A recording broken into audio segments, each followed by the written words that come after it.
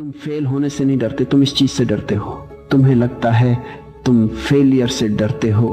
रुको, एक सेकंड के लिए इस बात पर सोचो, क्या सच में यही डर है? अगर मैं तुमसे कहूं कि तुम्हारा दिमाग फेलियर को लेकर बिल्कुल परवाह नहीं करता, तो अगर असली डर कुछ और है, कुछ ऐसा जो तुमने कभी नाम ही नहीं दिया, तो आज हम वही ढूंढेंगे। और जब तुम्हें यह पता चलेगा तो शायद तुम पिछले 5 सालों की अपनी हर हेजिटेशन को नए तरीके से देखोगे। चलो शुरू करते हैं। सीन 1। तुम इंटरव्यू के बाहर बैठे हो, हाथों की हथेलियां थोड़ी गीली हैं। तुमने अपना रिज्यूमे 3 बार पढ़ लिया है। हर बार वही लाइनें, वही शब्द, दिमाग में एक ही सवाल बार बार घूम रहा है, अगर मैं जवाब नहीं दे पाया तो। लेकिन ध्यान से देखो, तुम्हारा दिमाग जवाब नहीं दे पाया कि तस्वीर नहीं बना रहा, वो एक अलग तस्वीर बना रहा है। वो तस्वीर है इंटरव्यूअर की आंखों में डिसअपॉइंटमेंट, वो पॉज जो तुम्हारे जवाब के बाद आएगा, वो ऑकवर्ड साइलेंस। यही वो पल है जहां से आज की पूरी कहानी शुरू होती है। असली सवाल, फेलियर सिर्फ एक आउटकम है, एक रिजल्ट, एक डेटा पॉइंट। लेकिन तुम्हारा दिमाग आउटकम से नहीं डरता, वो डरता है इवैल्यूएशन से, यानी किसी और की नजर में या खुद अपनी नजर में तुम्हारी कीमत कम हो जाने से। साइकोलॉजी में इसे कहते हैं सेल्फ आइडेंटिटी थ्रेट। जब तुम सोचते हो मैं फेल हो जाऊंगा, असल में तुम्हारा दिमाग कहता है अगर मैं फेल हुआ तो जो मैं खुद को समझता हूं वो पहचान टूट जाएगी। यही वजह है कि सबसे टैलेंटेड लोग भी कभी कभी सबसे ज्यादा हेजिटेट करते हैं, क्योंकि जितना बड़ा सेल्फ इमेज उतना बड़ा उसे खोने का डर। लेकिन यही सबसे बड़ी गलती होती है। हम सोचते हैं कि ये डर हमारी कमजोरी है, कि हम बहुत सोचते हैं इसलिए हम कमजोर हैं। लेकिन विज्ञान कुछ और कहता है। तुम्हारे दिमाग का एक हिस्सा है अमिगडाला, ये तुम्हारे दिमाग का अलार्म सिस्टम है। लाखों सालों से इसका काम एक ही रहा है, खतरे को पहचानना और तुम्हें बचाना। समस्या ये है कि अमिगडाला को फर्क नहीं पता कि खतरा शेर का है या किसी व्हाट्सएप ग्रुप में तुम्हारा जवाब गलत निकलने का। दोनों सिचुएशंस में अमिगडाला वही सिग्नल भेजता है, खतरा है, बचो। यही वजह है कि इंटरव्यू का सवाल तुम्हें ऐसा महसूस करा सकता है जैसे तुम्हारी जान को खतरा हो। दिमाग के लिए सोशल रिजेक्शन और फिजिकल डेंजर लगभग एक जैसे लगते हैं। एक और सच, अब ध्यान से सुनना। तुमने कभी नोटिस किया है कि किसी चीज को खोने का डर उसे पाने की खुशी से हमेशा ज्यादा तीव्र लगता है? अगर तुम्हें 1000 मिले तुम्हें अच्छा लगेगा, लेकिन अगर तुम 1000 खो दो, वो दर्द उस खुशी से कहीं ज्यादा गहरा होता है। इसे कहते हैं लॉस एवर्सन। अब इसे अपनी जिंदगी में लागू करो। जब तुम कोई नया काम शुरू करने से हिचकिचाते हो, कोई नई स्किल, कोई नया बिजनेस आइडिया, किसी को अपनी बात कहना, तुम्हारा दिमाग उस संभावित गेन के बारे में नहीं सोच रहा। वो सोच रहा है अगर ये गलत हुआ तो मैं क्या खो दूंगा? अपनी इमेज, अपनी रिस्पेक्ट, अपना कंफर्ट, अपनी आइडेंटिटी कि मैं समझदार हूं, मैं सही फैसले लेता हूं। और दिमाग के लिए ये खोना नए मौके से कहीं ज्यादा भारी लगता है। सीन 2। तुम अपलोड बटन को 5 मिनट से देख रहे हो। वीडियो रेडी है, कैप्शन लिखा जा चुका है, लेकिन उंगली बटन तक नहीं पहुंच रही। तुम सोचते हो थोड़ा और पॉलिश कर लूं, लेकिन सच ये नहीं है। सच ये है कि जब तक वीडियो अपलोड नहीं होती तब तक वो सिर्फ एक पॉसिबिलिटी है, परफेक्ट भी हो सकती है और असफल भी। जिस पल तुम उसे अपलोड करते हो वो पॉसिबिलिटी खत्म हो जाती है, अब वो एक फैक्ट बन जाती है और फैक्ट्स को जज किया जा सकता है। यही है वो चीज जिससे तुम्हारा दिमाग बच रहा है। अनसर्टेनिटी का खत्म होना, जजमेंट का शुरू होना। विज्ञान इसे अलग तरीके से समझाता है। तुम्हारे दिमाग में एक सिस्टम है जिसे कहते हैं रिवॉर्ड प्रिडिक्शन। हर बार जब तुम कुछ करते हो तुम्हारा दिमाग पहले से एक अंदाजा लगाता है कि नतीजा क्या होगा। अगर नतीजा उस अंदाजे से मेल खाता है, डोपामीन का एक शांत संतुलित स्तर बना रहता है। लेकिन अगर नतीजा अनिश्चित है, अगर दिमाग को नहीं पता कि क्या होगा, तो वो स्थिति उसे असहज लगती है। ओवर थिंकिंग असल में यही है। तुम्हारा दिमाग बार बार भविष्य की सिमुलेशन चला रहा है ताकि उस अनसर्टेनिटी को कम कर सके।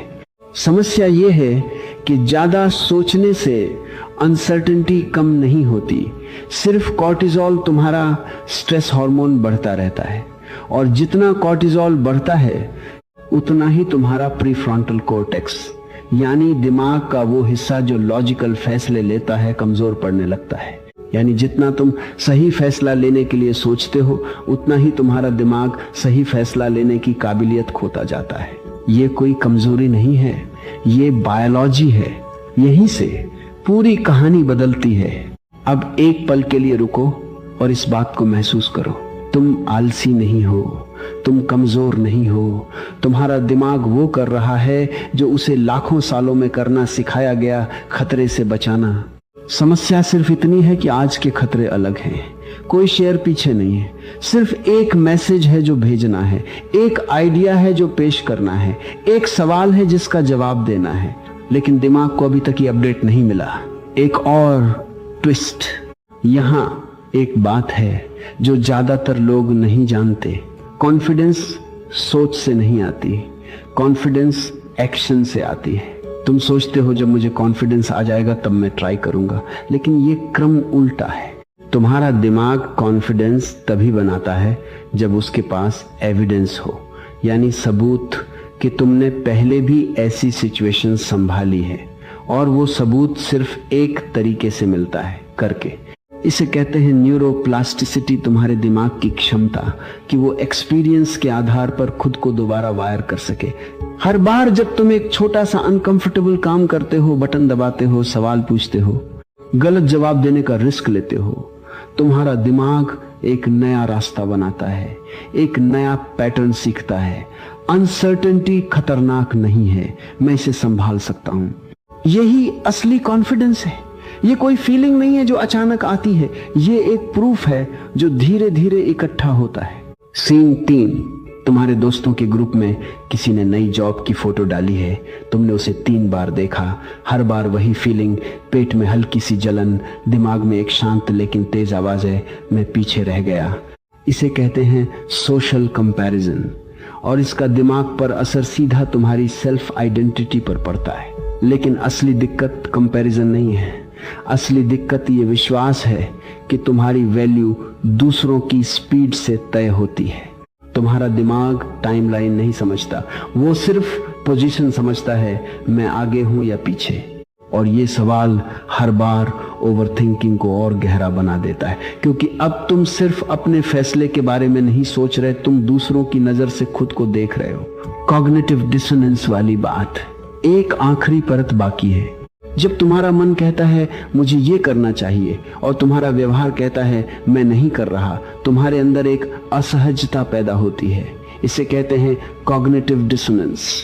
और उस असहजता को कम करने के लिए दिमाग एक शॉर्टकट ढूंढता है। वो या तो काम करता है या फिर एक कहानी गढ़ता है कि मुझे अभी जरूरत नहीं है, सही समय नहीं है, पहले और तैयारी चाहिए।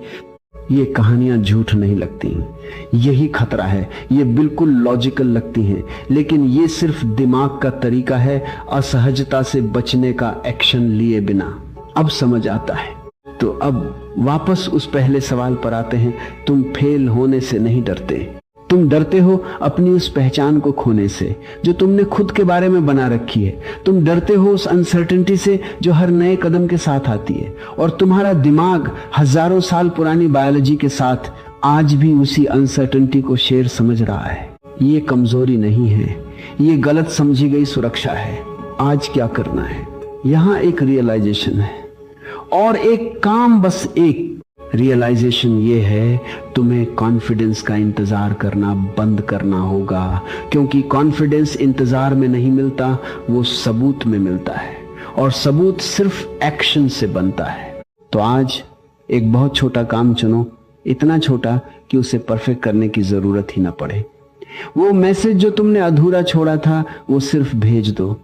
वो सवाल जो तुमने नहीं पूछा बस पूछ लो। वो वीडियो जो अभी भी ड्राफ्ट में पड़ी है 2 मिनट में अपलोड कर दो बिना उसे दोबारा देखे। परफेक्ट मत करो, बस पूरा करो। क्योंकि तुम्हारा दिमाग सिर्फ एक भाषा समझता है, प्रूफ। और वो प्रूफ सिर्फ तभी बनता है जब तुम रुकना बंद करके सिर्फ एक कदम आगे बढ़ाते हो। तुम फेल होने से नहीं डरते, तुम बस अभी तक अपने ही डर का असली नाम नहीं